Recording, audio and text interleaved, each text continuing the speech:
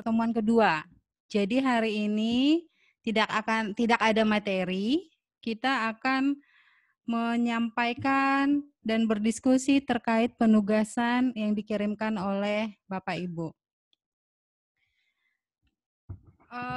Penugasan yang terkumpulkan sampai tadi malam ya, itu ada dari berapa rumah sakit sebentar.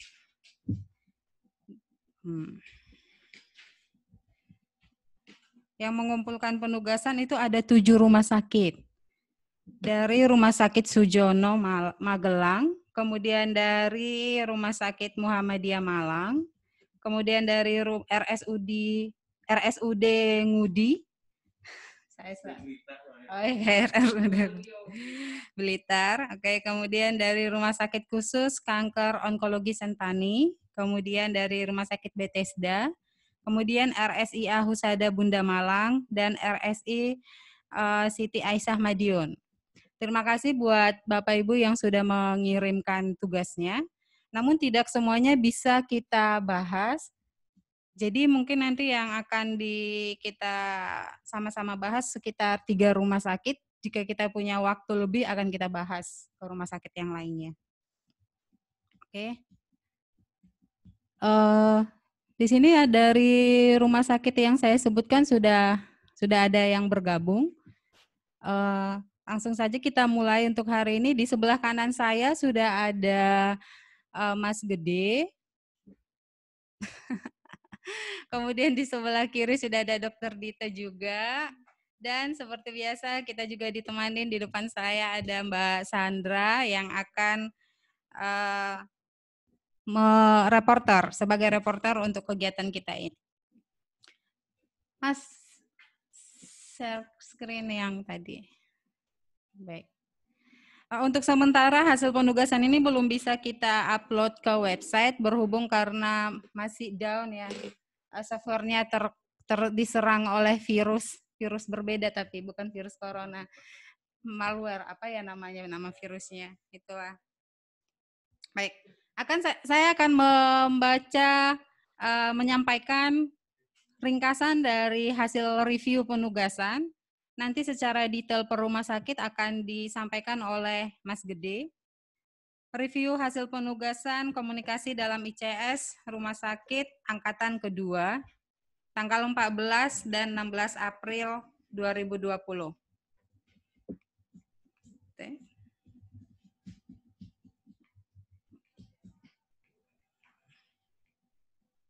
Oke. Dari Rumah Sakit Sujono Magelang, setelah kami lihat ya hasil penugasannya, sistem komunikasi di rumah sakit ini sudah tertata sangat rapi. Dan sudah ada juga form laporan setiap bidang, dan ini akan bisa menjadi contoh untuk rumah sakit lainnya. Nanti kita akan banyak berdiskusi dengan Rumah Sakit Sujono Magelang.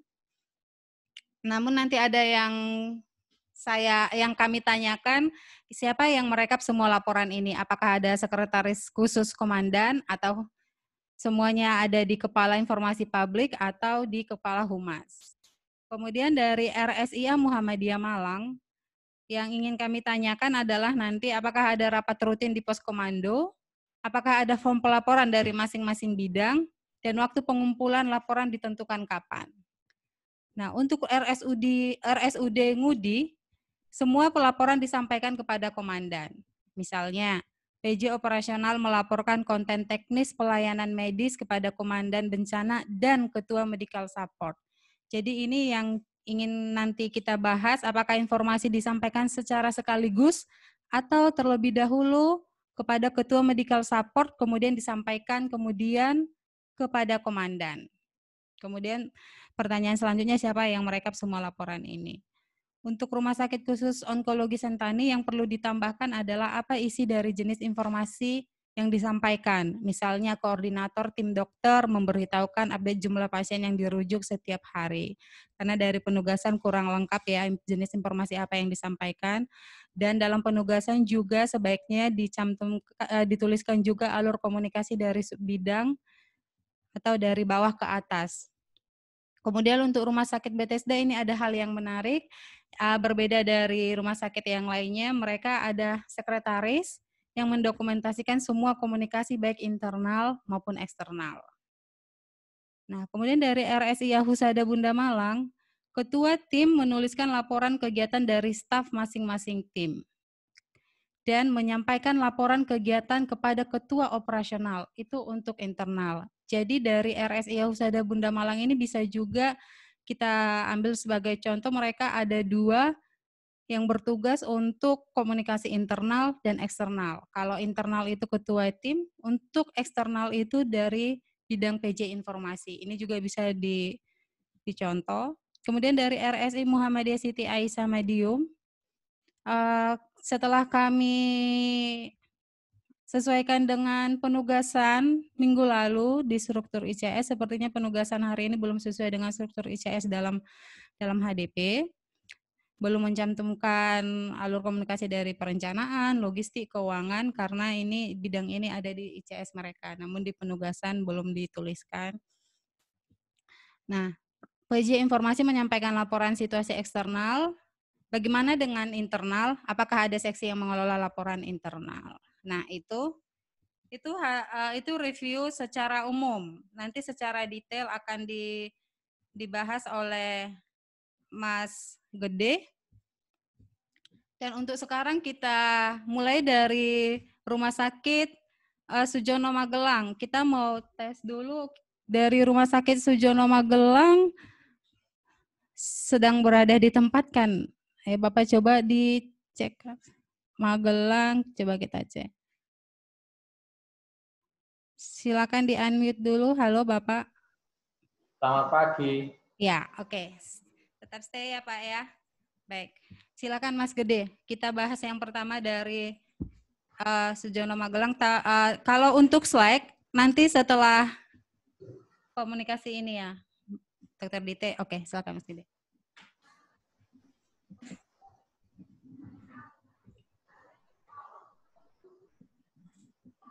Selamat pagi, Assalamualaikum Bapak Ibu, Bapak yang dari RST Magelang. Selamat pagi Bapak. Selamat pagi. Terima kasih sekali, ini wah sangat kental sekali ya Pak. Kalau jenengan ini dari militer ya, jadi penugasan paling cepat ngumpulkan gitu loh. Wah, luar biasa dan bagus. Dan saya harap ini bisa menjadi contoh untuk teman-teman dari rumah sakit yang lain, karena kita prinsipnya di sini juga kita tidak memberitahu, kita tidak ngajari atau kita sharing informasi di sini. Saya sebagai fasilitatornya bersama dengan Mbak Happy juga. Jadi, nah ini kita lihat dari penugasan yang sebelumnya, biar kita bikin flow-nya itu mengalir ya. Dari minggu lalu, ICS, organisasi, ini ada apa namanya, contoh dari RST Magelang mengenai struktur organisasi ICS. Kemudian di minggu kedua ini bagaimana flow informasi dan komunikasinya yang baik untuk diimplementasikan, dan saya yakin sekali kalau di RST memang jalur komandonya sudah jelas. Dan kalau yang kepalanya bilang A, itu ya bawahnya nggak bisa ini ya, bantah gitu kan. Ya memang ini khasnya seperti itu. Nah ini kita lihat memang dari komandan bencana, kita coba ekstrakan dari tabel yang sudah dilengkapi oleh Bapak Ibu, ya khusus ini dari RST Magelang. Jadi menyampaikan instruksi memang hanya satu tingkat ke bawahnya saja, nggak langsung ke bawah itu micromanagement tidak. Jadi memang dalam ICS ini untuk informasi ini harus disampaikan satu tingkat ke bawahnya. Saya lihat sudah sesuai dengan struktur ICS dari RST Magelang. Terima kasih Bapak. Kemudian mekanismenya sudah ada, form dan diskusi secara lisan. Ya ini yang seperti tadi Mbak Happy buka juga di review. Kita asumsikan rapat itu ada notulensinya, ada catatannya. Jadi instruksi yang diberikan IC itu terdokumentasikan dengan baik. Nah, kemudian, nah ini nih yang menjadi pertanyaan adalah mungkin karena saya kurang tahu ya, mungkin ini perlu diklarifikasi ya Bapak, karena ditulis semua staf dalam ICS menyampaikan laporan kegiatan masing-masing ke komandan bencana. dan kepala rumah sakit. Lah ini nanti komandan bencananya dan kepala rumah sakit akan overflow informasi, terlalu banyak informasi yang mungkin di sisi mungkin iya, memang harus tahu semuanya, tapi idealnya dalam sebuah ICS, Incident Command System itu satu tingkat ke atas juga. Jadi staff, jadi seperti kepala ruang IGD hanya melaporkan kepada ketua bidang keperawatan. Kemudian ketua bidang keperawatan menyampaikan lagi ke atasnya ke ketua medical support. Nah, seperti itu. Setiap hari, mungkin pagi itu briefing pagi, kemudian sore ada apel sore lagi, menjelaskan situasinya. Nah, kemudian ada reporting form dan lisan. Nah, ini di posko itu mungkin saya bayangkan itu semacam IOC ya Pak ya. Mungkin minggu lalu sudah mendapatkan sedikit tentang IOC dan mungkin sudah diimplementasikan juga tentang Emergency Operating Center, jadi sebuah ruangan yang penuh dengan informasi dan data-data disampaikan di situ. Hanya ya ini, kalau kita lihat di dalam informasinya yang di tabel itu kan semua staf dalam ICS menyampaikan laporan kok langsung. Nah, ini mungkin ya ini kita coba klarifikasi dan elaborasi lagi. Apakah betul seperti itu atau memang ada pelaporan yang berjenjang. Kemudian untuk PKRS menyampaikan laporan situasi eksternal. Nah, ini mungkin kita tambahkan juga flow-nya, jadi dari kepala keamanan, apakah itu komite PPI, kemudian dari operasional menyampaikan ke komandan bencana, ini loh kontennya yang mungkin bisa kita sampaikan ke eksternal, ke media, ke masyarakat seperti apa, disetujui oleh komandan bencana kemudian memberikan instruksi kepada PKRS, silahkan dikeluarkan, nah, seperti itu. Kemudian humas juga itu sudah baik sekali. Jadi memang permintaan dari komandan bencana sesuai dengan kebutuhan di dalam sistem ICS-nya itu seperti apa, apakah butuh tambahan logistik, kemudian apakah perlu deployment personel dan lain sebagainya. Ada order form-nya, mungkin sudah ada juklaknya ya Bapak, saya asumsikan seperti itu. Kemudian humas menyampaikan ke instansi lain yang horizontal menggunakan surat atau email atau mekanismenya secara ad hoc ya. Itu ad hoc. Staf dalam ICS menyampaikan kepada komandan sama Safety Officer menyusun daftar APD yang masih tersedia. Nah, ini juga saya minta klarifikasi lagi, apakah yang menyusun daftar APD ini Safety Officer atau dari logistik, bagian perencanaan atau operasional. Ya, seperti itu. Jadi karena memang kalau COVID ini adalah spesifik, jadi ada komite PPI, mungkin memang tepat gitu ya. Karena biasanya kalau di bencana itu yang menyusun daftar kebutuhan itu dari bagian operasional. Kita butuhnya ini untuk melakukan operasi ini. Nah, seperti itu. Tapi kalau untuk COVID ini memang dibutuhkan yang expertnya, ahlinya, yaitu adanya di komite PPI. Nah, tapi kita lihat di sini memang komunikasi yang digunakan menggunakan WA group. Nah, nanti mungkin kita bisa mendapatkan elaborasi lebih jauh lagi bagaimana WA group ini bisa mengakomodasi dokumentasi dan informasi yang mengalir di dalam situ, di dalam ICS ini. Apakah bisa tercatat atau bagaimana?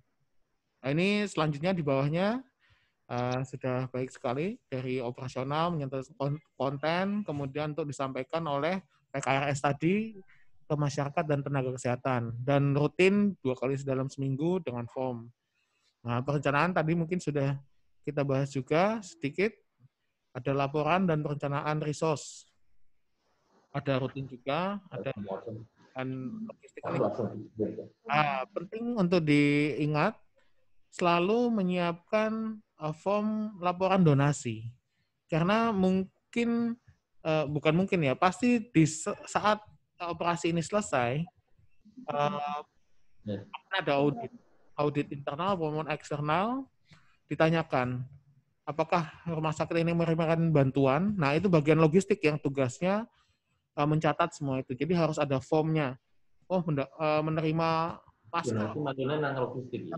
dan dihargai, harganya berapa. Nah, seperti itu. Itu nanti untuk bahasan kita di minggu depan. Bagaimana komunikasi dan informasi ini bisa mengakomodasi pelaporan juga. Nah, ini kalau dengan WA Group, kayaknya saya pernah nerima APD itu 100 buah. Kapan ya? Dari siapa ya? Nah, ini hal-hal yang seperti ini yang kita hindari kalau menggunakan WA Group. Karena ada di WA tapi udah karena hang tak delete semua. Nah, ini yang kita harus cegah. Jadi dokumentasinya harus baik. Jadi mungkin seperti itu, Mbak Happy. Kalau dari Rumah Sakit Magelang, terima kasih Bapak dari RST Magelang telah menjadi yang pertama kali mengirimkan tugas. First in, first out, Vivo. Jadi yang pertama kita bahas. Ya, terima kasih Bapak. Saya kembalikan ke Mbak Happy.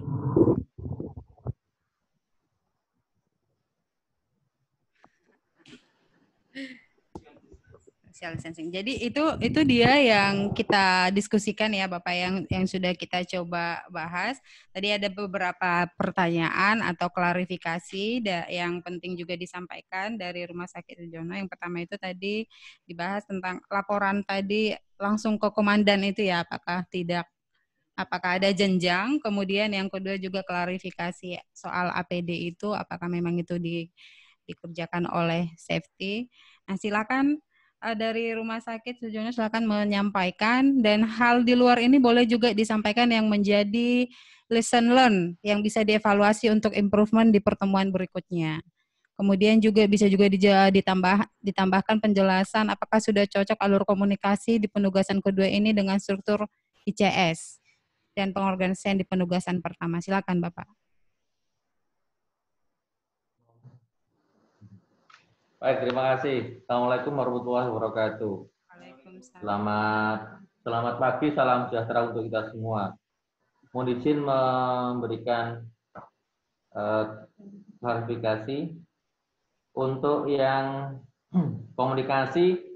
Sebenarnya yang terjadi di dalam rumah sakit memang hanya lewat untuk yang dengan komunikasi itu dengan menggunakan WA dan WA Dapri perorangan maupun WA grup. Kemudian untuk komunikasi secara langsung, secara lisan maupun dalam saat kondisi rapat koordinasi. Untuk rapat koordinasi itu sendiri, itu yang dilaksanakan itu pada tiap sore hari untuk melakukan evaluasi yang terjadi dari pagi sampai sore. Kemudian untuk pimpinan rapat dalam rapat koordinasi tiap sore itu yang mimpin langsung adalah penanggung jawab kepala rumah sakit. Jadi yang mimpin rapat tidak komandan bencana tapi dari kepala rumah sakitnya langsung, karena kepala rumah sakitnya sebagai komandan satgas. Kalau di Kemhan ada surat perintahnya kepala rumah sakit sebagai komandan satuan tugas, sehingga yang memimpin rapat kepala rumah sakit sebagai penanggung jawab.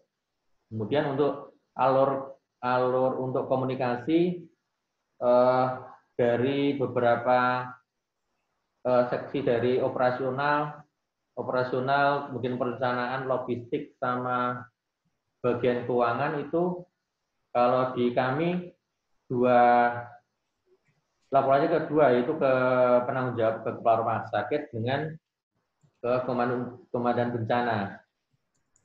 Kalau yang di anggotanya operasional, anggotanya perencanaan, anggota logistik sama anggota keuangan itu sewaktu-waktu komunikasi langsung kalau dari penanggung jawab bencana itu kepala rumah sakit atau komandan bencana itu membutuhkan klarifikasi, biasanya langsung dipanggil untuk menyampaikan penjelasan yang perlu dibutuhkan.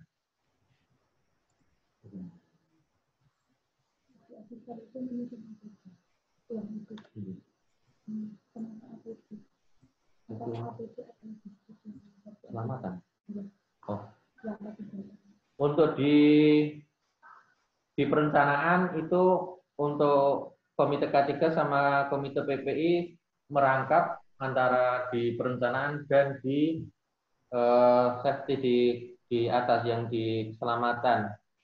Untuk yang di perencanaan itu mendukung kepala bagian perencanaan untuk menyusun kebutuhan salah satu APD yang dibutuhkan. Untuk yang PPI itu nanti untuk standar, untuk mengetahui standar layak tidaknya APD.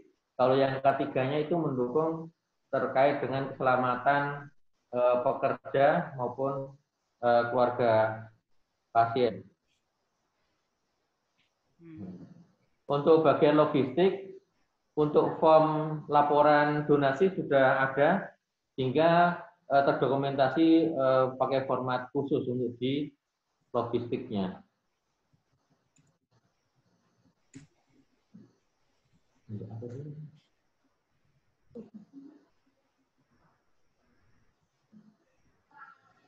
Demikian yang bisa saya sampaikan. Oh ya, terima kasih. Jadi tadi sudah diklarifikasi terkait APD ya, Mas. Ternyata mereka itu bergabung perencanaan. Ya, ada yang merangkap. Kemudian tadi tentang informasi yang berjenjang itu dari bawah bisa langsung komandan itu sewaktu-waktu langsung jika ada perlu penjelasan. Jadi mereka bisa langsung dipanggil. Kemudian mereka juga mempunyai komunikasi secara lisan rapat koordinasi pada sore hari. Yang memimpin rapat itu adalah kepala rumah sakit yang memang ditugaskan sebagai ketua komandan Satgas. Begitu, silakan Mas Gede. Ya, memang terima kasih Bapak tadi klarifikasinya. Memang kalau kita ini menerapkan ICS ini memang nggak usah saklek banget ya, harus satu tingkat satu ke atas dan ke bawah. Ini memang kondisi di lapangan seperti itu. Jika memang ada yang perlu dirangkap jabatannya, tidak apa-apa, memang sesuai dengan resource yang ada, dan jika memang knowledge-nya ada dan workload-nya juga masih bisa dihandle, itu tidak apa-apa dirangkap jabatan. Jadi memang itu resource management yang sangat baik. Namun juga dengan ICS ini ya kita harus ingat kan ada beberapa layer birokrasi. Pada saat yang paling atas itu kemudian berkomunikasi dengan yang lebih bawah, jangan lupa untuk disertakan yang tengahnya. Jadi tidak ada communication gap atau information gap di antara mereka. Jangan sampai yang tengahnya, loh, saya ini kepala bidang operasi tapi kok nggak pernah dilibatkan. Nah, seperti itu. Nah, jadi kalau bisa memang kalau beliaunya tidak hadir atau mungkin beliaunya adalah spesialis apa yang sedang sibuk, tetap diikut sertakan dalam komunikasi sehingga mungkin di sisi atau diapakan nanti yang stafnya itu memberitahu, oh tadi saya dipanggil oleh komandan, mintanya ini. Nah, seperti itu. Jadi perlu juga diingat hal yang seperti ini karena dalam ICS ini tujuannya kita punya ICS untuk menghindari hal-hal seperti itu. Jadi miskomunikasi bisa dikurangi. Terima kasih klarifikasinya Bapak. Saya kembalikan ke Mbak Happy. Kemudian Bapak saya ingin menanyakan juga terkait tadi kalau form laporan semua masing-masing bidang sudah ada, bahkan form donasi juga sudah ada. Kira-kira untuk yang merekap semua laporan ini di rumah sakit siapa ya Pak? Apakah komandan yang mengumpulkan semua atau komandan punya sekretaris khusus seperti itu? Jadi ini yang berjalan itu kan yang di posko atau yang insiden komandan posko ya. Insiden komandan posko atau yang kemarin yang terakhir itu itu kita memiliki posko COVID itu yang menjalankan, yang di dalamnya itu sekarang yang pelaksananya itu komandan bencana, ya Kabid Yanmed, kemudian petugas PPI, 2 IPCN, sama 1 anggota dari Yanmed. Oh, Yanmed 2 orang. Jadi yang mengumpulkan laporan evaluasi sama yang membuat laporan ke instansi jejaring, ke Dinkes, ke Kodam sama ke yang lain itu nanti dari pihak Yanmed. Jadi Yanmed merangkap sebagai sekretaris sama itu merekap data pasien yang ada di rumah sakit. Oke. Terima kasih Bapak. Berarti memang sudah ada job desk yang jelas ya. Oke. Tidak masalah kalau misalnya Yanmet mengambil peran sebagai sekretaris, asalkan memang ada orang yang fokus untuk mengerjakan ini setiap hari. Terima kasih Bapak. Itu dari Rumah Sakit Sujono. Kemudian kira-kira ada hal lain yang perlu ditanyakan lagi Bapak atau lesson learn yang mau kita evaluasi? Untuk selanjutnya dari Sujono.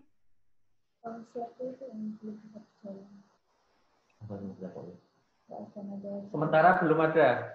Oke, baik. Terima kasih. Baik, kita lanjut saja langsung ya ke yang kedua, ke Rumah Sakit RSIA Muhammadiyah Malang. Coba kita lihat dari RSIA Muhammadiyah Malang, silakan di-unmute apakah peserta dari RSIA Muhammadiyah Malang standby.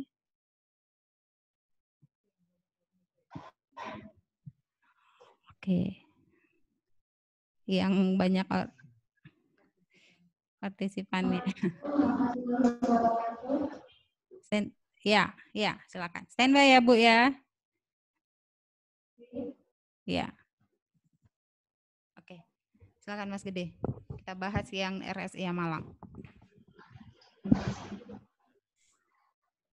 Terima kasih Mbak Epi. Assalamualaikum warahmatullahi wabarakatuh. Bapak Ibu dari Rumah Sakit RSIA Malang, apa kabarnya? Ini sangat antusias.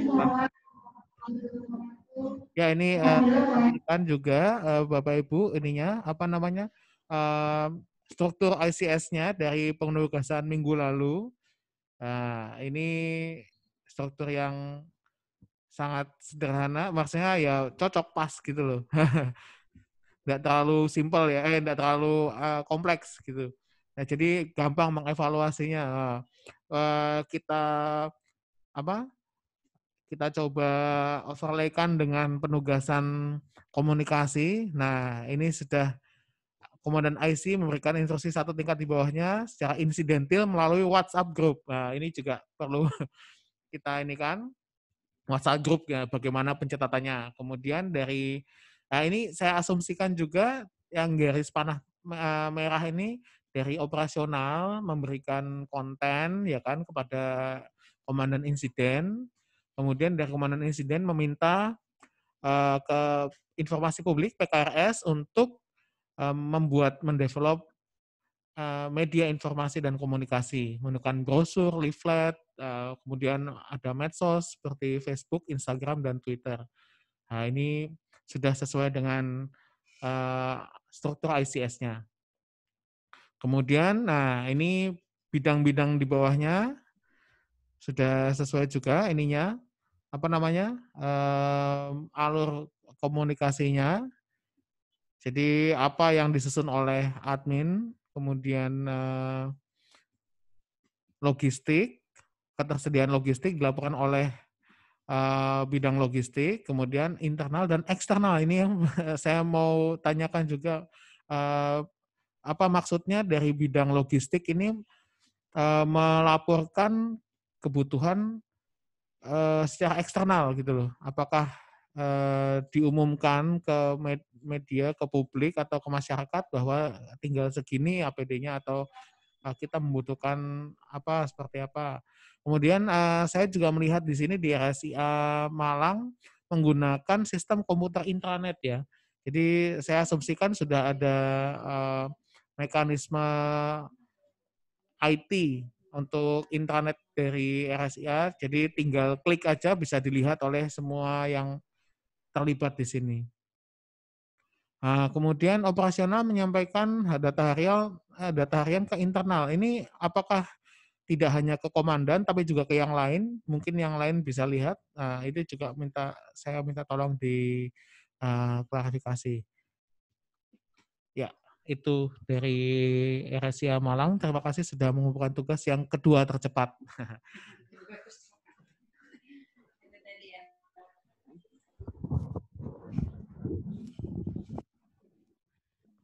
Maju mundur tergantung kursinya roda ya. Terima kasih dari Mas Gede. Jadi tadi ada hal yang perlu diklarifikasi juga dari RSIA Muhammadiyah Malang. Apa maksud dari bidang logistik melaporkan secara eksternal? Itu ya. Kemudian yang kedua apa tadi, Mas? Oke, tentang terkait sistem komputer intranet itu bagaimana gitu ya? Kita juga ingin mengetahuinya. Silakan langsung saja Ibu. Ibu atau Bapak. Akan kami jawab untuk pertanyaan yang pertama. Rumah sakit RSIA Muhammadiyah Malang ini sebenarnya rumah sakit khusus tipe C. Rumah sakit kita memang rumah sakit kecil dengan jumlah pegawai cuma sekitar 80 pegawai, sehingga struktur organisasi yang kita bentuk ya memang sangat sederhana. Iya. Yang pertama, yang kedua, karena kita termasuk jejaring dari Rumah Sakit Muhammadiyah, maka kita juga diminta untuk melaporkan jumlah logistik APD dan lain-lain ke Muhammadiyah. Selain itu, logistik juga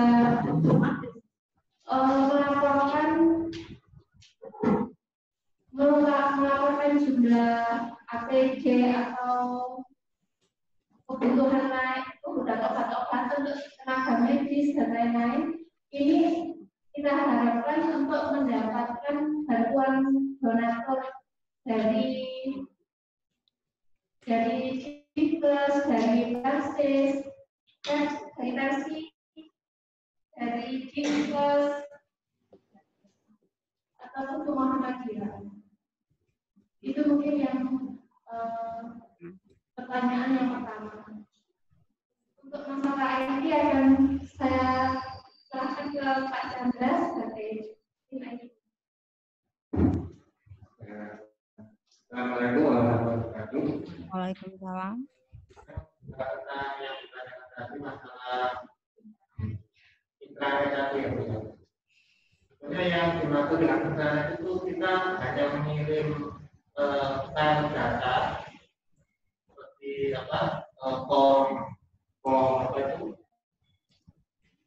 form laporan dari masing-masing bagian disampaikan ke bagian data medis. Nanti yang bagian data medis yang mengumpulkan data dan laporkan ke pihak-pihak yang terkait seperti ke dinas kesehatan, ke Muhammadiyah juga. Kita nggak pakai sistem yang seperti tadi itu tidak. Kita hanya seperti semacam pengiriman pesan. Kita melalui Impres. Bagaimana yang bisa saya klarifikasi? Baik. Oke. Terima kasih Bapak Ibu. Berarti ternyata itu ya Mas Gede, karena termasuk jejaring dari Muhammadiyah sehingga logistik memang setiap harinya diminta untuk melaporkan terkait APD atau kebutuhan lainnya. Kemudian sistem komunikasi intranet ini sepertinya sudah tersistem dengan baik. Jadi ada form yang sudah baku, kemudian disampaikan ke rekam medis, kemudian nanti rekam medis yang menyampaikan ke pihak yang lainnya. Nah, ini tidak masalah Bapak Ibu, tadi disampaikan bahwa organisasinya yang sangat sederhana. Yang penting itu kembali mengingatkan organisasi yang ada di rumah sakit, apapun itu namanya, baik itu satgas ataupun struktur organisasi penanggulangan bencana, yang penting itu sudah berbasis ICS. Mengingatkan kembali kalau dari hasil pengetahuan workshop minggu lalu itu kan ada tiga hal penting yang harus ada. Yang pertama itu ada pembagian tugas, kemudian yang kedua itu ada komunikasi yang terbangun, kemudian yang ketiga ada rencana cadangan. Nah, jadi kalau ketiga hal ini sudah ada di struktur organisasi kita, meskipun sangat sederhana, struktur organisasi kita berarti ICS kita itu sudah jalan. Baik, itu tadi Mas Gede, silakan ditanggapi. Ya, terima kasih Ibu dan Bapak dari RSIA Muhammadiyah Malang. memang ini yang sebenarnya ini lesson learn bahkan ini success story sebetulnya ya dari Rumah Sakit RSIA Muhammadiyah Malang ini. Jadi punya sistem jejaring dengan rumah sakit lain dan bisa memobilisasi logistik dan mungkin juga relawan yang dibutuhkan dengan menggunakan sistem ICS ini. Jadi ini success story juga. Kemudian sudah ada rekam medis yang mungkin tadi bisa dilihat online begitu ya Pak ya. Jadi informasi itu tidak menunggu lama dengan birokrasi, tapi bisa langsung dilihat pada saat itu juga. Jadi kita tinggal mengevaluasi pada akhir hari, jadi sore atau bagaimana. Jadi inilah kelebihan dari sistem struktur yang sederhana itu komunikasi itu dapat berjalan dengan cepat dan tepat begitu.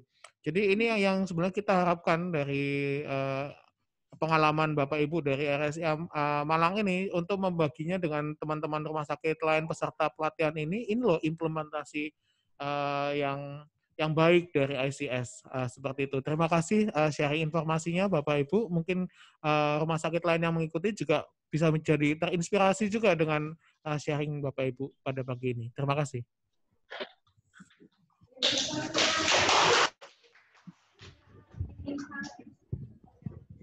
Kalau untuk RSIA Malang, saya juga ingin menanyakan Bapak Ibu, apakah ada rapat rutin, rapat rapat koordinasi di pos komando setiap hari, seperti tadi Rumah Sakit Sujono atau bagaimana? Apakah ada dari rumah sakit rapat yang dilakukan secara rutin yang dipimpin oleh komandannya seperti itu? Kita memang melaporkan pasien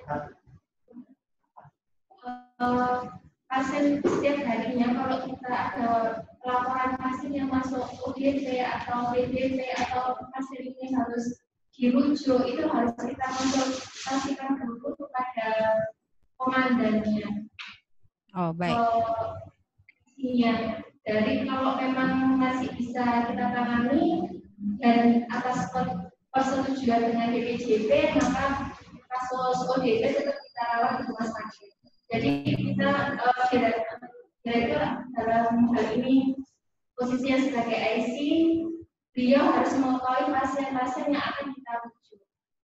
Nah, kalau untuk laporan ke, makanya alurnya di struktur organisasi setiap hari kepala IGD itu melaporkan jumlah pasien dan hasil screening pasien. Selanjutnya dikasih atas pengetahuan juga komandan.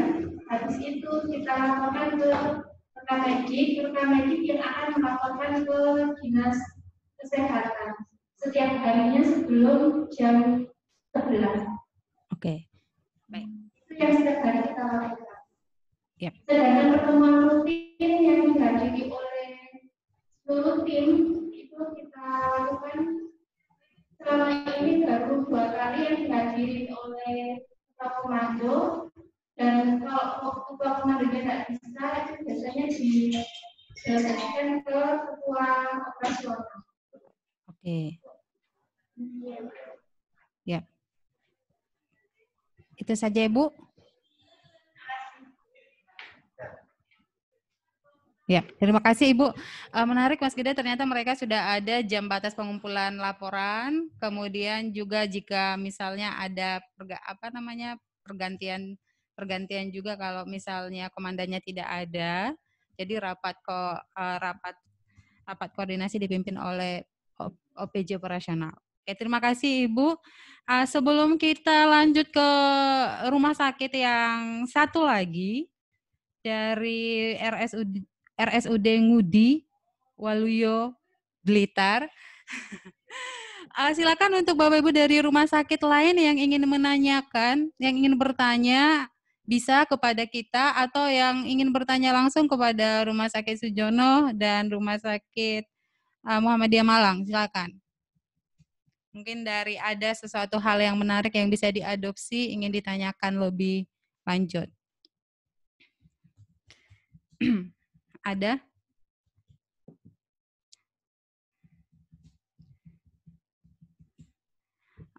Dari mana nih ya? Ada saudara saya di sini loh, Mas Gede. Pak Suwandi Simangunsong. Kita sama-sama dari Sumatera. Gimana? Silakan Pak Suwandi, bagaimana tanggapannya Bapak? Apakah ada hal yang ini kan? Silakan. Pak Suwandi dari mana ya? Ya, silakan Pak.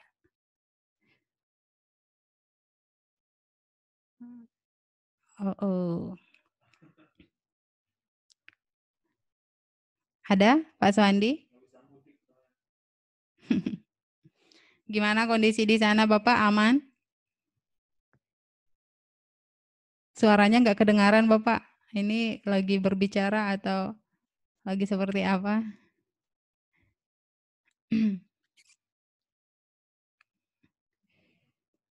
Nyari headset. Oh, oke. Baik, terima kasih. Nanti kalau ada pertanyaan bisa langsung dari via chat dari Zoom kita juga. Ya, terima kasih Bapak. Dari yang lainnya, ayo silakan. Ada yang ingin bertanya atau kita lanjut? Oke, sepertinya tidak ada ya. Ada nggak Mas? Nggak ada ya? Oke, tidak ada. Oke, kita lanjutlah. Kita lanjut lagi ke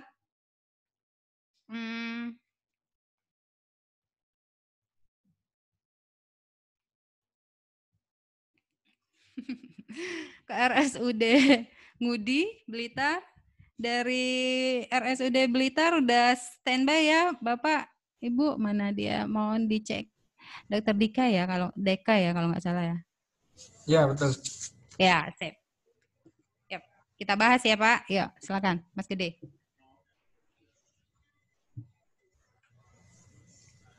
Ini yang ketiga keempat. Ya, mohon maaf sebelumnya, yang kita kirimkan ICS kemarin itu memang yang kita buat hosdip sebelumnya. Jadi yang secara ICS dari materi ini belum kita bikin, tapi kita sudah buat reng-rengannya. Oh, enggak apa-apa, Pak. Sesuai dengan ini toh. Ya, yang ini ada modifikasi, Bapak. Jadi Ya. kita ikuti ICS yang dari materi pantas. yang berlangsung. Betul, ya. Itu menjelaskan kenapa saya bertanya-tanya juga. Boleh saya lanjut ya, Bapak? Boleh. Ya. Nah, ini kita overlaykan dari jawaban-jawaban Bapak dari Rumah Sakit RSUD Blitar ini. Jadi sudah sesuai. Kita lihat komandan rumah sakit instruksi ke komandan bencana, komandan medical support, dan ketua manajemen. Itu satu di bawahnya ya. Dengan mekanisme komunikasi yang disepakati. Nah, ini dari semua semua mekanisme saya selalu melihat grup WA, ya toh. Makanya saya tampilkan logonya di situ. Selalu grup WA, WAG. Kemudian dari komandan bencana menyampaikan instruksi juga dengan grup WA. Kemudian dari kalau yang informasi publik ini nggak pakai WA ya.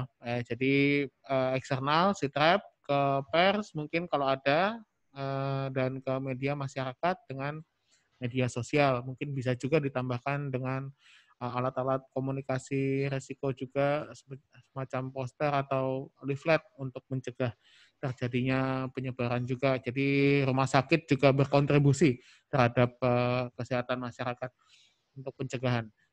Ini dari, kalau nggak salah ini memang mengadaptasi sistem MIMS ya, karena ada 2. Ya sama lah dengan ICS, HICS, MIM. Itu yang penting pada saat kejadian bencana seperti ini fleksibel, langsung diadaptasi sesuai dengan kebutuhannya. Karena itu sama saja, tapi perlu diingat poin-poinnya yang tadi disampaikan dan juga minggu lalu sudah disampaikan oleh Bu Bella dan Dr. Hendro. Yang penting adalah pembagian tugasnya. Jadi tidak ada miskomunikasi dan lain sebagainya. Itu yang kita coba tekankan di rangkaian workshop kita kali ini. Bapak Ibu di rumah sakit sudah punya hospital disaster plan, sudah punya struktur ICS, incident command system digunakan seperti ini, kita ingatkan kembali. Bagi yang mungkin belum punya, inilah contoh-contoh dari struktur ICS dan bagaimana implementasinya. Nah, ini sudah kita lihat manajemen support sudah ada dengan form dan korespondensi. Kemudian korespondensinya dari manajemen support ya. Jadi mungkin tidak ada sekretaris, tapi langsung dari manajemen support dia korespondensi secara ad hoc ke horizontal. Ya bisa aja mungkin kita asumsikan ada rangkap jabatan dan segala macam. Nah kemudian medical support. Nah ini ada tim medis dan paramedis rumah sakit itu saya minta klarifikasinya aja. Apakah dari ketua medical support memberikan instruksi ke mereka atau memang laporan bagaimana itu ke tim medis dan paramedis. Kemudian ada PJ keamanan. Nah ini yang mungkin tadi Bapak sudah disclaimer sebelumnya, jadi sudah ancang-ancang, oh ini kita ada modifikasi. Nah karena di dalam sistem ini saya belum lihat ada PJ keamanan rumah sakit ya. Apa itu masuk di mana? Ya enggak apa-apa, ini kan modifikasi fleksibel tadi saya bilang. Yang penting pembagian tugas dan tanggung jawabnya sesuai dengan strukturnya itu tersampaikan. Nah, di mana PJ keamanannya, apakah itu juga melibatkan PPI, karena ini bukan bencana alam dan kita harus ya fleksibel tadi itu. Nah, ini kalau yang dari bawah, ini yang saya juga minta klarifikasinya karena selalu menyebutkan memberikan laporan ke komandan bencana dan ketua medical support. Nah, ini dua-duanya berarti ya. Jadi apakah memang dua-duanya disampaikan atau satu aja kemudian satu menyampaikan ke yang atasnya atau memang dua-duanya untuk mempercepat alur informasi. Itu boleh saja. Asal ya itu tadi jangan sampai si ketua manajemen support ini tidak tahu apa yang disampaikan ke komandan bencananya. Nah, saya rasa ini dari kami mungkin ada tanggapannya, Bapak. Terima kasih. Ya, terima kasih Bapak. Jadi tadi yang ditanyakan adalah medis dan paramedis. Itu apakah ada instruksi khusus dari ketua medical support? Jadi untuk saat ini yang kita sedang berjalan, ketua medical support itu mengetahui dan memberikan informasi dan instruksi kepada seluruh tim rumah sakit. Salah satunya adalah medis dan tim paramedis. Untuk di bagian ini, memang secara langsung dari tim medis dan paramedis secara vertikal naik kepada ketua medical support. Tapi di ICS yang kita buat modifikasi setelahnya, itu kita buatkan sendiri di bagian operasional, Bapak. Jadi supaya terpisahkan dan lebih jelas. Gitu. Terus kemudian untuk yang PJ keamanan kita berikan tempat di 4 di bawahnya komandan bencana, 4 kepala. Jadi ada di situ ada kepala informasi publik, ada ketua manajemen support, ada ketua medical support dan kepala keamanan seperti dengan rumah sakit yang lainnya tadi. Jadi kita masukkan untuk yang PJ keamanannya kita ambil di sini adalah umum perlengkapan karena keamanan kita di bawah umum perlengkapan Bapak. Jadi seperti itu. Jadi dipisahkan ya kalau yang selama di bagian yang kita buat ini keamanannya ada di dalam logistik. Itu kita keluarkan, kita naikkan ke keempat komponen utama tadi di bawahnya komandan bencana. Jadi seperti itu. Yang ketiga ada satu lagi Bapak yang laporan kepada komandan bencana dan ketua manajemen support. Ya. Ya, untuk yang laporannya memang tadi betul kita dua-duanya memberikan laporan supaya cepat untuk mengambil keputusan. Jadi memang dua-duanya kita laporkan. Begitu. Tapi leadernya tetap di komandan bencana. Oh, oke. Dua-duanya tetap di leadernya itu di komandan bencana itu dia. Laporan siapa ya? Oke. Pertanyaan saya sama Pak seperti rumah sakit sebelumnya. Yang bertugas untuk merekap semua laporan ini siapa ya Pak? Yang merekap untuk semua laporan ini adalah setiap kepala bagian, Bu. Oh, oke. Kepala media, baik. Ya. Kepala bagian. Kepala bagian, oke. Kepala bagian. Kepala bagian ya, oke. Baik. Terima kasih. Terima kasih Bapak. Ada hal yang mau ditanyakan lagi terkait ini dari RSUD Blitar?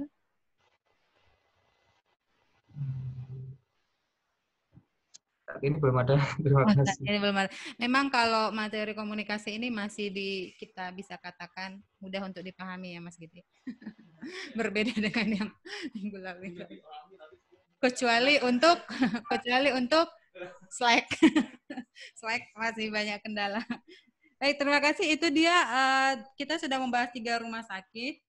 Untuk rumah sakit yang lainnya yang mengirimkan tugas, jika ada yang mau ditanyakan boleh, yang belum mengirimkan tugas juga boleh bertanya terkait ini komunikasi kita ini sebelum kita masuk ke pembahasan Slack.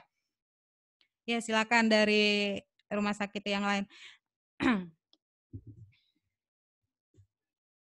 Ada?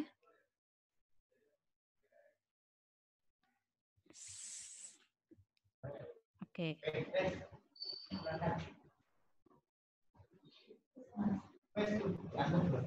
Ya, Pak Chandra, ada yang mau ditanyakan? Ini ramai sekali.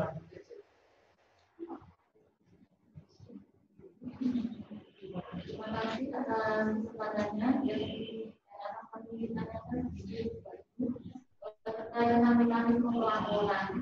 Ini mungkin ada contoh pelaporan untuk kejadian berkaitan dengan pelaporan dari operasional, perencanaan, logistik, tentang keuangan dan mungkin apa ada contohnya seperti itu. Mohon maaf Bu, boleh diulang Bu, putus-putus Bu suaranya. Atau diketik boleh Bu.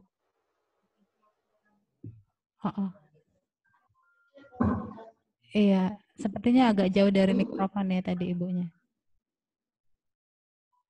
Mekanisme pelaporan mungkin ada contoh-contoh yang digunakan untuk pelaporan dari kita dari bidang operasional, perencanaan, logistik, serta keuangan itu seperti apa ada dan skala seperti apa sendiri. Terima kasih Bu. Oke. Oh, sepertinya terkait mekanisme pelaporan sama format dari masing-masing bidang begitu ya Bu ya? Iya, oke. Itu Mas Gede. Apakah contohnya dari masing-masing mekanisme form pelaporan dari masing-masing bidang?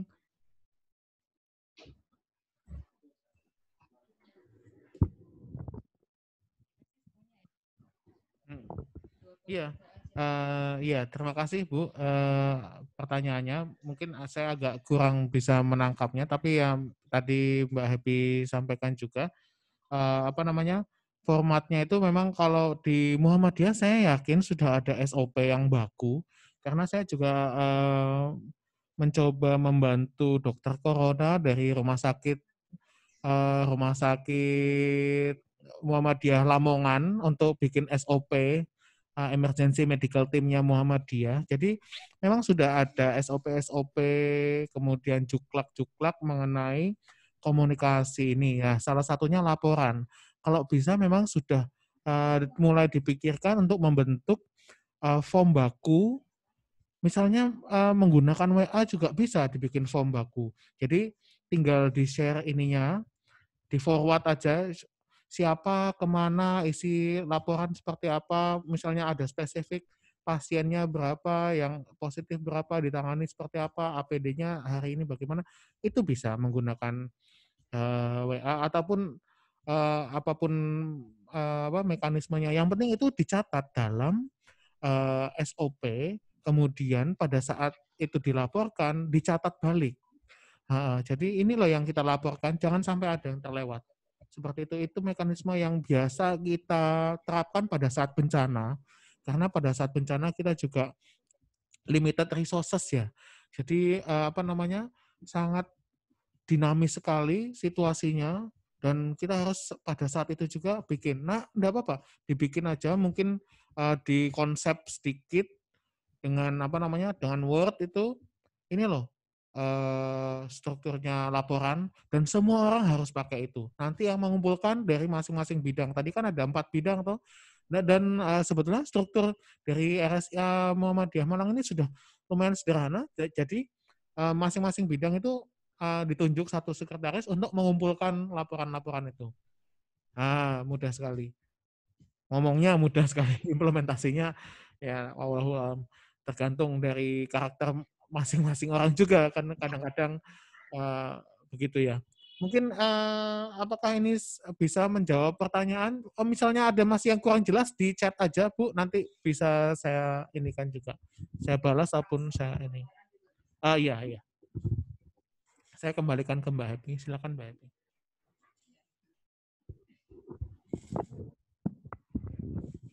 Ya, itu dia Bu. Nanti buat para peserta kita yang lain juga, kalau misalnya ada pertanyaan yang membingungkan, setelah selesai workshop kita ini bisa ditanyakan di lewat WhatsApp grup kita.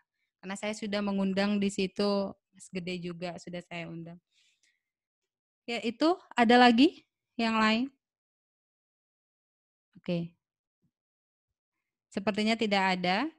Untuk rumah sakit yang lainnya yang belum bisa kita diskusikan, tidak masalah. Tapi sepertinya masalah hampir sama masalah yang dihadapi dan strukturnya, bentuknya, sistem pelaporannya juga hampir sama dengan rumah sakit yang lainnya.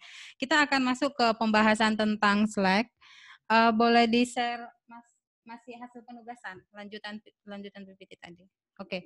Jadi dari hasil next, nggak bisa ya. Nah, ini dia.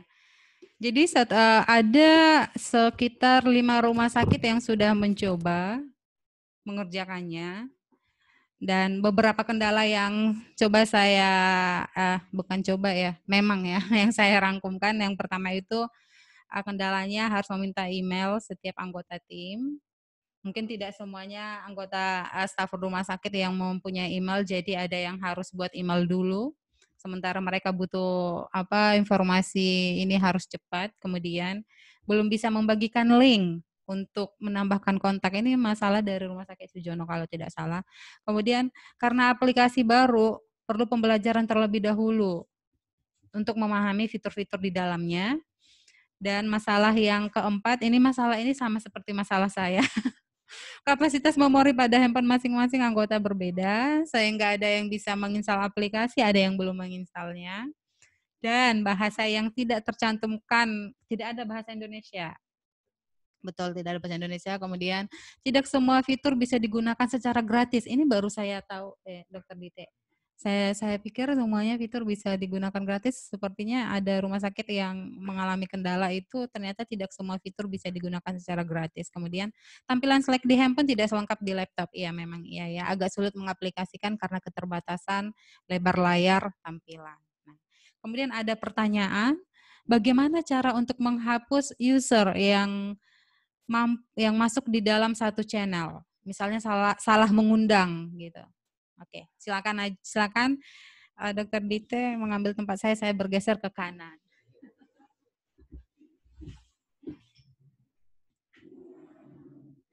Ya, Assalamualaikum warahmatullahi wabarakatuh. Salam sejahtera bagi kita semua. Ya, pertama terima kasih banyak teman-teman sudah berusaha untuk membuat Slack sendiri dan akhirnya bisa mengidentifikasi apa keunggulannya, apa kemudian kendala-kendalanya, kesulitannya, ya. Dan saya akan coba mengidentifikasi atau menanggapi kendala-kendala yang sudah dirangkum oleh Mbak Happy tadi ya. Pertama, betul memang perbedaan antara WhatsApp Group dan Slack yang kemudian akhirnya membuat WhatsApp itu menjadi lebih populer adalah karena memang sangat mudah bergabung dengan WhatsApp, yaitu dengan hanya menggunakan nomor handphone saja. Tapi kalau Slack memang penggunaannya harus registrasi pertama itu menggunakan email, sehingga perlu mendapatkan email dari anggota yang akan diundang, dan anggota-anggota tersebut harus kemudian mengkonfirmasi email tersebut. Ya, jadi setelah diundang, kemudian Slack akan mengirimkan email dan email itu perlu dibuka untuk dikonfirmasi atau diverifikasi. Sebetulnya setelah verifikasi email, langkahnya cukup mudah, tapi ya memang harus menggunakan email. Tadinya asumsi saya pengguna handphone sekarang kan baik itu Android maupun iPhone tuh harus memiliki email ya untuk meregistrasi. Jadi mungkin ya, tapi memang akan ada kesulitan karena harus masuk ke email tersebut. Baik, kemudian yang kedua, belum bisa membagikan link untuk menambah kontak. Ya, seperti yang kemarin dijelaskan di minggu lalu, ada 2 cara untuk mengundang anggota tim. Yang pertama bisa menggunakan email. Nanti Slack akan langsung mengirimkan email ke alamat email yang kita cantumkan di dalam daftar undangan, atau kita mengcopy link yang bisa di-share melalui pesan WhatsApp yang kemudian tamu undangannya tinggal klik link itu, tapi tetap setelah itu langkahnya harus meregistrasikan email dan perlu memverifikasi emailnya. Mungkin nanti contoh ya di diagram saya. Nanti saja kita tutup kegiatan ini Dengan contoh. Oke. Nanti ada juga kalau bisa dari Rumah Sakit Khusus Kanker Onkologi Sentani untuk mempresentasikan penugasan Slack mereka, boleh. Nanti kita coba cek apakah mereka masih standby. Baik. Oke, lanjut. Ya. Oke, yang ketiga karena aplikasi baru perlu pembelajaran terlebih dahulu dan memahami fitur-fitur di dalamnya, betul sekali. Dan ada perbedaan memang antara fitur yang di handphone dan di laptop ya. Yang menggunakan laptop itu fiturnya memang lebih lengkap. Tapi untuk kebutuhan komunikasi, kemudian ada pembagian di channel-channel yang itu fitur yang paling utama yang ada di Slack ini yang mendukung komunikasi dalam ICS ini, itu bisa juga didapatkan melalui handphone. Kemudian kapasitas memori pada handphone masing-masing anggota berbeda, sehingga ada yang bisa menginstal aplikasi, ada yang belum menginstal. Ya mungkin ini solusinya tentunya menambah memori atau menghapus. Ada memori eksternal ya, mungkin ya, memori eksternal atau menghapus beberapa aplikasi ya agar menyisakan ruang untuk bisa diinstal aplikasi baru ini. Betul, bahasa saya sudah coba menggunakan di setting dari aplikasi ini tidak tersedia bahasa Indonesia di Slack ya. Adanya bahasa Jepang, bahasa Portugis gitu, bahasa Inggris, tapi bahasa Indonesia saya cari tidak ada untuk interface-nya. Betul, tidak semua fitur bisa digunakan secara gratis. Yang kita gunakan sekarang itu yang versi free, dan versi free itu sebenarnya sudah cukup powerful dan sudah cukup memfasilitasi kebutuhan komunikasi mungkin di dalam ICS ini ya. Jadi yang terbatas di dalam versi free ini adalah kapasitas. Jadi dalam satu workspace itu hanya diberikan jatah 5 GB saja gitu. Tapi kita sudah mencoba dengan komunikasi yang cukup banyak, dengan file-file yang kita share di situ, 5 GB itu ya banyak sekali gitu, nggak segera langsung habis gitu 5 GB itu. Kemudian ada keterbatasan juga pesan yang bisa kita retrieve, pesan yang bisa kita lihat, yang terdokumentasi hanya 10.000 pesan saja. Nah ini menanggapi tadi bahasan dari Mas Gede sebelumnya bahwa dalam ICS ini pesan-pesan perlu tercatat dan terdokumentasi dan mudah untuk di-retrieve kembali informasinya. Nah, Slack ini memfasilitasi hal tersebut yang kalau di WhatsApp group saat kita mengundang anggota baru ke dalam WhatsApp group, maka anggota tersebut tidak bisa melihat pesan-pesan yang ada sebelumnya. Tapi Slack itu saat anggota baru join ke dalam sebuah channel misalnya, maka anggota baru tadi bisa dengan mudah melihat komunikasi apa yang dilakukan sebelum anggota baru ini bergabung. Dan dengan mudah dicari melalui ya kolom search ya, ada search seperti biasa itu. Baik, kemudian yang berikutnya tampilan Slack HP tidak selengkap laptop. Betul, tadi saya sudah menjawab memang, tapi untuk kebutuhan komunikasi dalam channel-channel itu sudah ada di dalam handphone dan agak sulit karena keterbatasan lebar layar tampilan. Betul sekali. Baik, kemudian bagaimana cara untuk menghapus user yang masuk ke dalam salah satu channel? Ini mungkin nanti kita bisa contohkan ya dengan demonstrasi. Baik, seperti itu. Itu Mbak. Ya, kalau ada pertanyaan, tanggapan. Ya. Itu dia tadi kita bahas terkait Slack ini ya. Sebenarnya kalau di PKMK sendiri ini juga masih berusaha, masih dalam proses migrasi dari WA ke Slack. Kita juga masih baru juga di sini. Jadi pelan-pelan saja Bapak Ibu.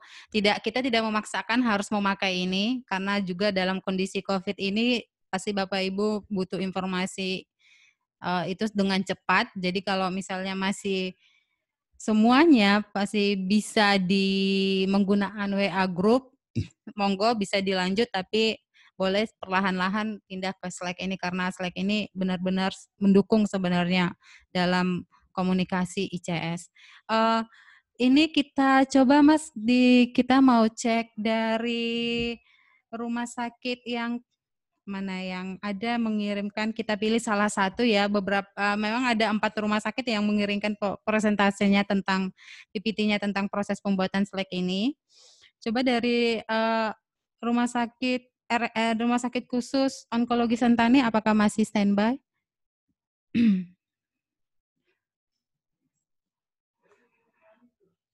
Oke, coba di-unmute, Mas, di-unmute onkologi, rumah sakit onkologi.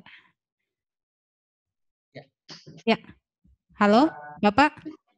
Ya, halo. Ya, boleh ya Pak, nanti kita tampilkan proses pembuatan Slack dari Sentani, nanti Bapak dari sana menjelaskan kalau butuh next gitu, kita next kan dari sini. Oke. Ya, silakan Mas, coba ditampilkan yang punya slide-nya mereka.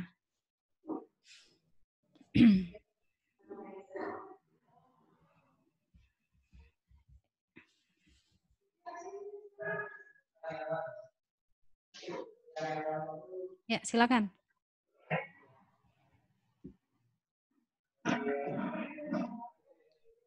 Ya, jadi kemarin saya sudah mencoba membuat untuk workspace Slack untuk Rumah Sakit Khusus Kanker Onkologi Sentani dengan nama workspace-nya RSKKUS workspace.slack.com. Next. Next, Mas. Next.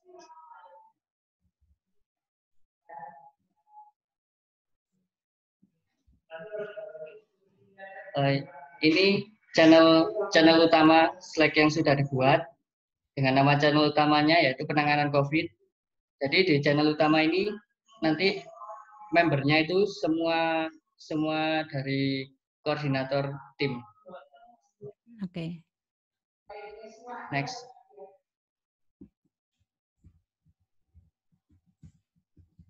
Nah, ini contoh channel-channelnya. Misal ada channel penanggung jawab, di situ deskripsinya masih saya isi tentang penanggung jawabnya dan namanya.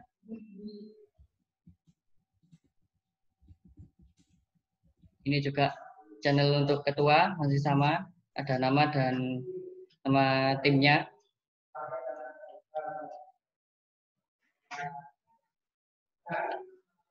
Ini untuk koordinator pelaksana. Jadi di setiap channel koordinator ini channelnya dibuat privat. Jadi untuk yang masuk di dalam channel ini cuman khusus orang yang diundang sama adminnya. Oke. Next. Ini masih sama, ini untuk channel koordinator gizi. Next. Kemudian ini ada channel untuk koordinator PPI. Next. Ini channel untuk koordinator farmasi. Next. Ini channel untuk koordinator pengemudi. Masih sama, ada nama dan timnya. Kemudian selanjutnya ada channel koordinator kebersihan.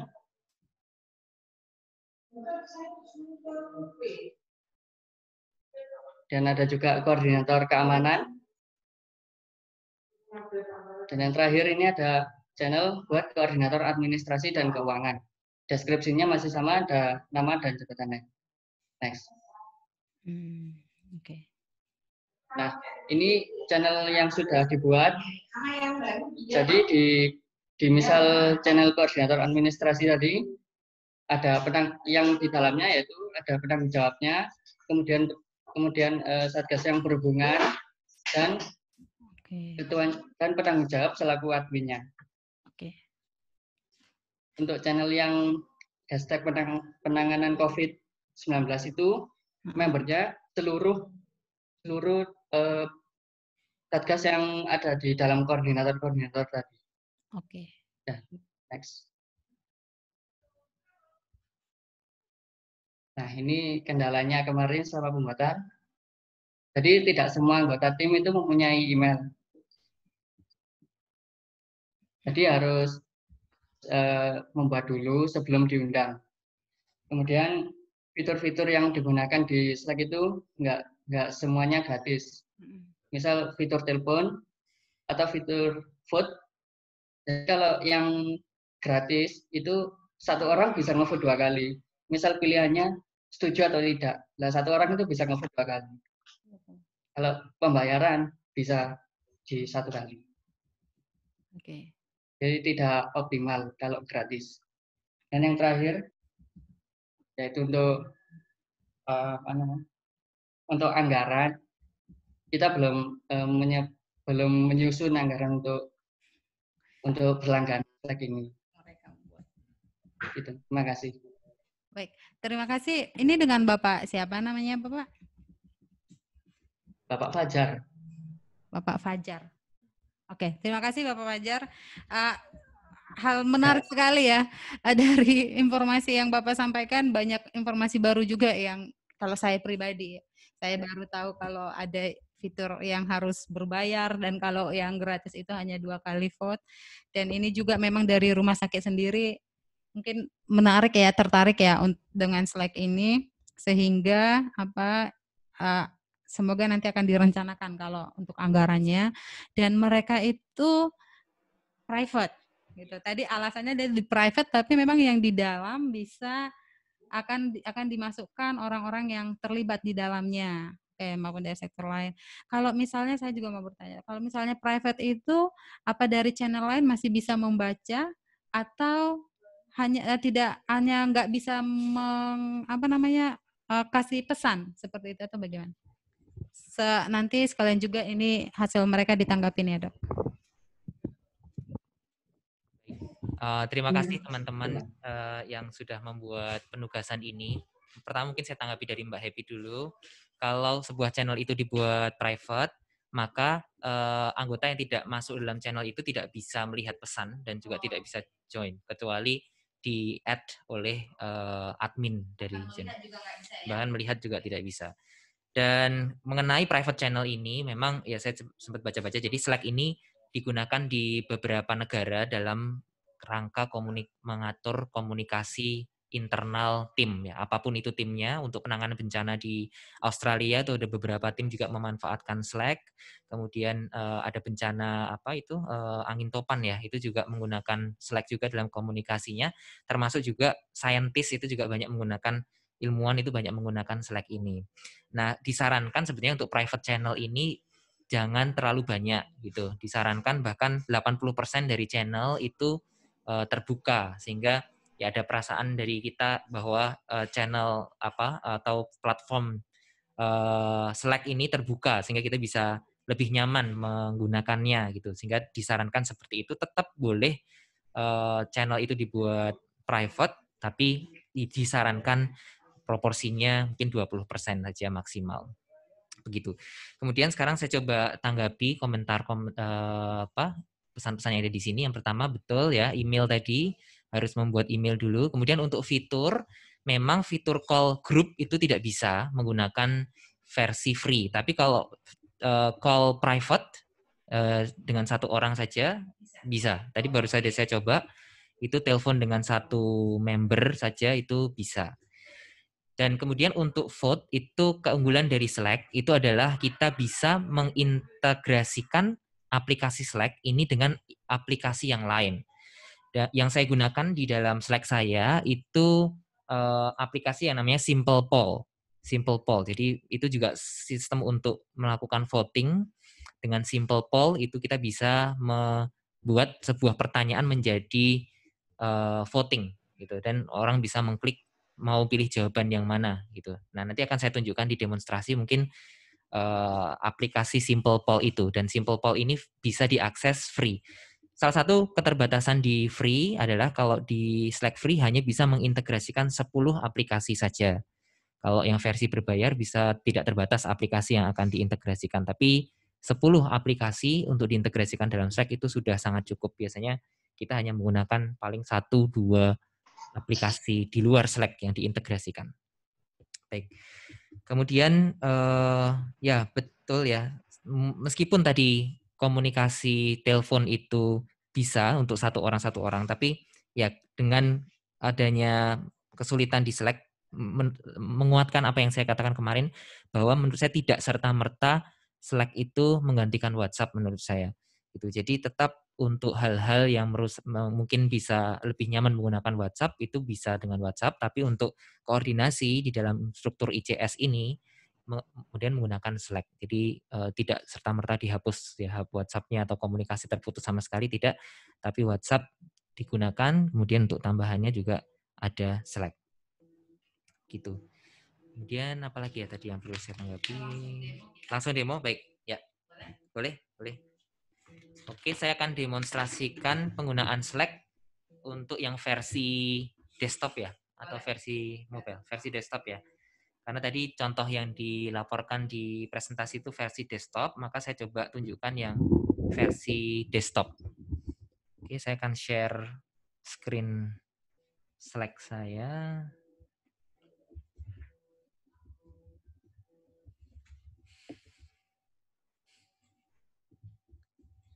Ya, baik. Bapak Ibu, sekarang Bapak Ibu bisa melihat laman Slack saya. Yang ini adalah versi browser, nampak lebih lengkap dibandingkan yang versi handphone. Memang ada beberapa yang bisa dilakukan di sini dan tidak bisa dilakukan di handphone memang. Contohnya, yang kita mulai dari awal dulu, dengan versi browsers itu memang ada banyak informasi yang bisa kita akses. Contohnya, mention and reaction. Jadi setiap kali kita di-mention oleh seseorang, itu kita bisa kumpulkan mention-mentionan kita itu dalam satu tempat.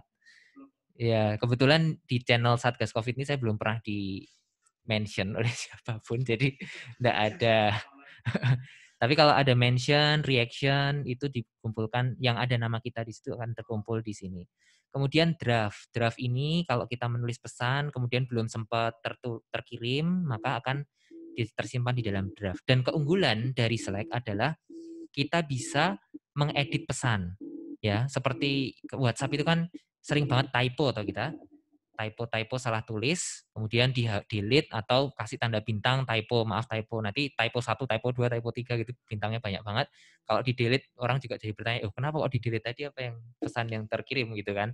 Tapi kalau dengan Slack itu pesan yang sudah kita kirim bisa dengan mudah diedit.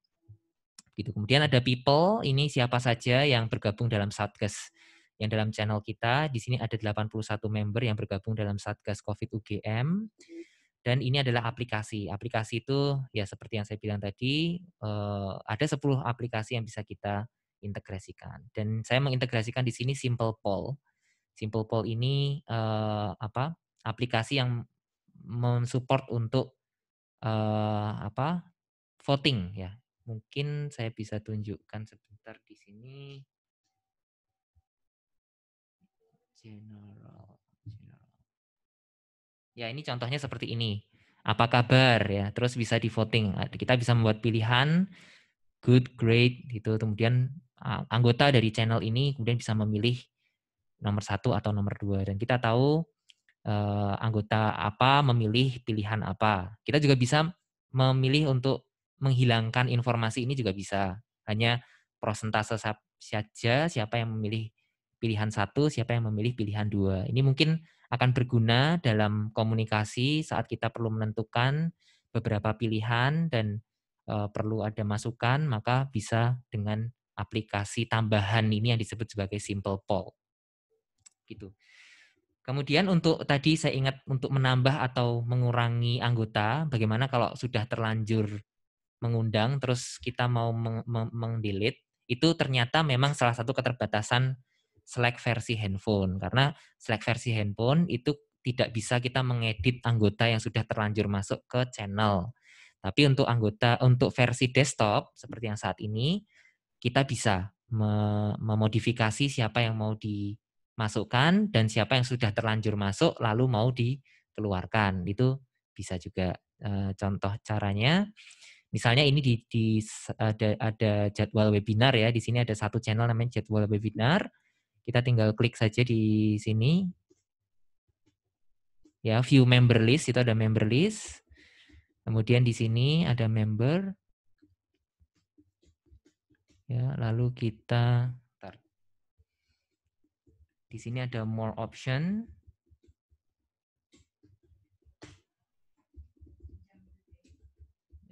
Bentar, tadi mana ya?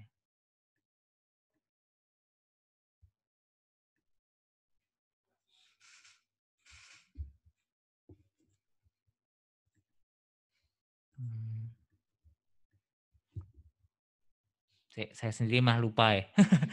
Tapi agak rumit juga sih memang ya. Jadi mungkin nanti bisa dicoba sendiri. Saya tadi sudah nyoba, tapi kok malah lost sendiri. Jadi intinya mungkin nanti Bapak Ibu bisa coba di dalam desktop, versi desktop itu di bagian tinggal diklik, ini ada nama orang di sini, ada gambar orang, member list. Lalu di sini ada member, lalu akan silakan dicoba sendiri, ada pilihan untuk menambah atau menguranginya gitu. Kalau menambah di sini, tapi untuk mengurangi ada salah satu pilihan di sini, nanti bisa dicoba, mungkin saya agak lupa. Kalau rename ini mengganti nama ya. Leave itu berarti kitanya yang leave. Ya, kemudian notification itu juga bisa diatur kalau channel itu terlalu banyak dan kita hanya ingin mendengar informasi pesan dari beberapa channel saja, maka kita bisa atur untuk pesan-pesan baru yang masuk ke channel-channel tertentu, maka kita tidak perlu mendengarkan notification-nya. Kita bisa mengatur channel apa yang kita perlu tahu atau kita dapat notification-nya. Gitu mungkin ada yang tambahan.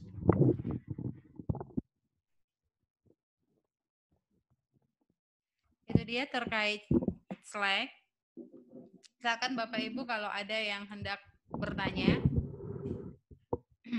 langsung saja, atau secara keseluruhan, ini tidak hanya terkait Slack, namun secara keseluruhan boleh.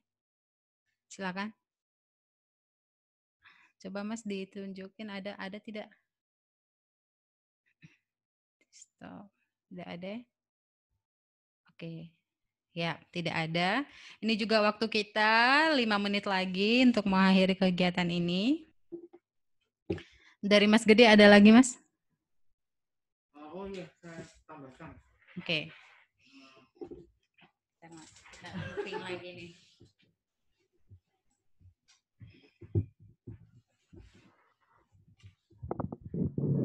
Saya cuma tambahkan aja buat Bapak Ibu yang mungkin belum punya HDP atau sedang dalam proses mengembangkan hospital disaster plan. Tadi itu contoh dari Blitar itu adalah contoh yang baik bagaimana pengembangan hospital disaster plan menggunakan MIMS, Medical Incident Management.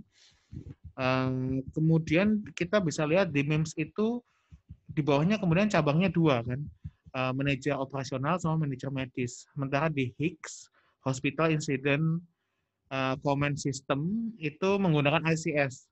Jadi ada cabangnya 4. Nah, jadi pada saat seperti ini baru kita, oh iya ya, ternyata bencana yang seperti ini menggunakan banyak APD, kemudian ini perlu ada satu ini lagi, penyesuaian gitu loh. Nah, ini silahkan Bapak Ibu yang masih apakah mungkin nanti diperdalam lagi, mungkin di dalam MIMS-nya itu ternyata juga ada bagian logistik atau bagian apa yang belum ada, yang ya mungkin perlu dimunculkan seperti itu. Nah, ini salah satu bentuk fleksibilitas dalam menghadapi bencana. Jadi kita malah mungkin jadi lesson learn buat seluruh dunia, kita mengkombinasi antara HICS dan MIMS. Nah, seperti itu. Untuk memenuhi, mengakomodasi kebutuhan rumah sakit. Itu bisa saja, dan itu yang mungkin menjadi lesson learn. Terima kasih Bapak Ibu atas sharing-nya. Sudah nemu? Iya. Sepertinya sudah temu. Sorry. Sudah ketemu. Iya, tambahan sedikit aja informasi tadi cara untuk menambah atau mengurangi ya. Kalau menambah tadi sudah ada di atas add, tapi kalau untuk mengurangi di sini ada see all members. Kita klik. Ups, maaf. Ya, ini ada see all member, kita klik. Nah, lalu di sini ada remove. Nah, kita bisa memilih kita mau meremove anggota yang mana, seperti itu. Dan fitur ini hanya bisa didapatkan dari versi desktop saja. Kalau versi handphone sekali lagi belum bisa. Ya, gitu. Mungkin satu tambahan sedikit lagi tadi saya ingat untuk ya salah satu tadi Mbak Happy bilang ya bahwa dalam ICS itu ada 3 elemen yang penting, yaitu pembagian tugas, komunikasi, dan ada rencana cadangan. Kemudian tadi sempat pembahasan bahwa bagaimana agar koordinator sesi itu tidak merasa terlompati gitu dalam diskusi-diskusi. Nah, menggunakan channel yang ada di dalam Slack itu hal ini bisa terfasilitasi. Jadi komunikasi bisa dilaksanakan di dalam channel sesuai dengan struktur ICS itu. Dan kemudian jika kita memerlukan, maka ada kolom mention di situ, ada tanda mention add siapa, misalnya kita mau meng-add-kan ke koordinator C-nya agar tahu apa yang perlu yang didiskusikan, maka di dalam channel itu kita bisa selalu memention koordinator C tersebut agar si koordinasi C tersebut tidak merasa mungkin terlompati atau tetap selalu update dengan diskusi yang dilakukan di dalam channel tersebut. Baik, terima kasih.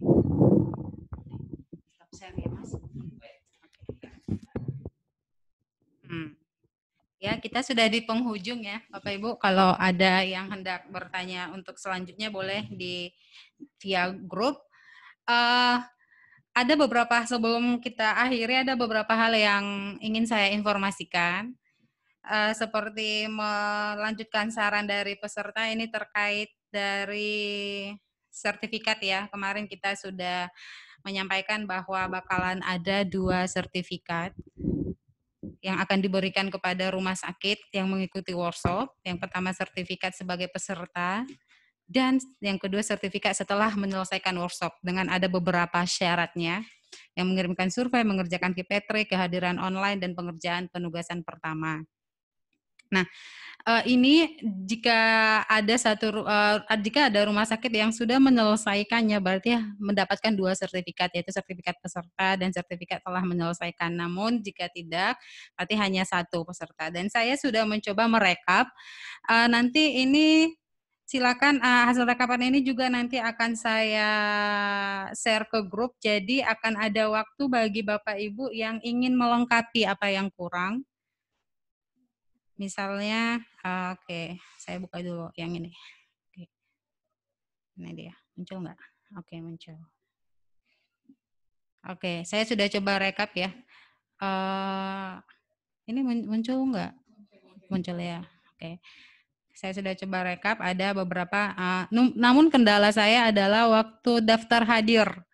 Karena Bapak Ibu waktu mengikuti workshop menuliskan nama tanpa mencantumkan rumah sakitnya, jadi itu agak kesulitan.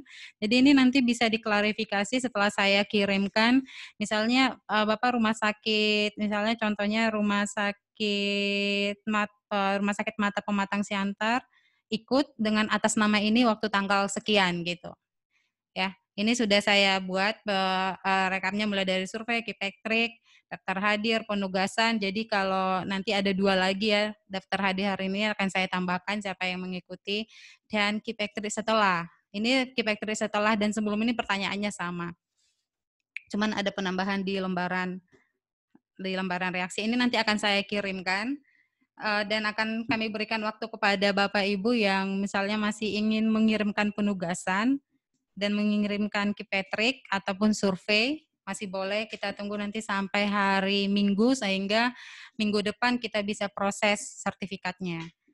Nah, itu informasi yang pertama.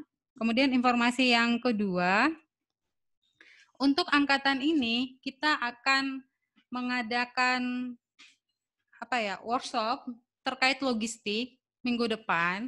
Itu setiap hari mulai hari Selasa sampai hari Kamis, 3 hari saja, pukul 9:30 ya. tengah 11 salah maaf. Setengah 11 sampai 10.30 sampai jam 12 dan angkatan ini akan kita gabung dengan angkatan yang pertama untuk logistik. Nah, dan ada hal yang diinformasikan untuk logistik ini kita akan mengundang narasumber dari luar, dari Sonjo dari Sonjo dan tim PPI. Jadi silakan PPI Sarjito. Jadi silakan bagi Bapak Ibu di dalam struktur ICS boleh diajak tim PPI bidang PPI supaya mengikuti workshop ini boleh juga dan bidang logistik boleh. Jadi biar semakin matang operasi dari ICS kita. Nah, itu yang perlu kami sampaikan.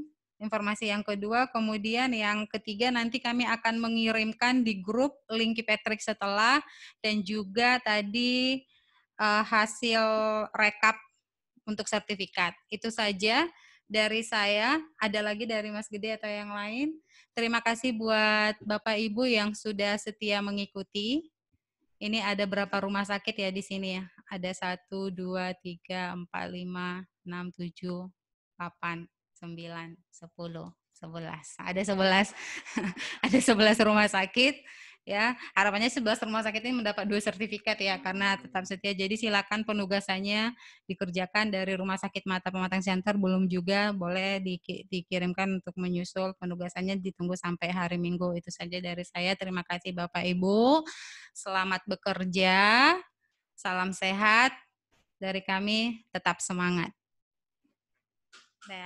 Oke.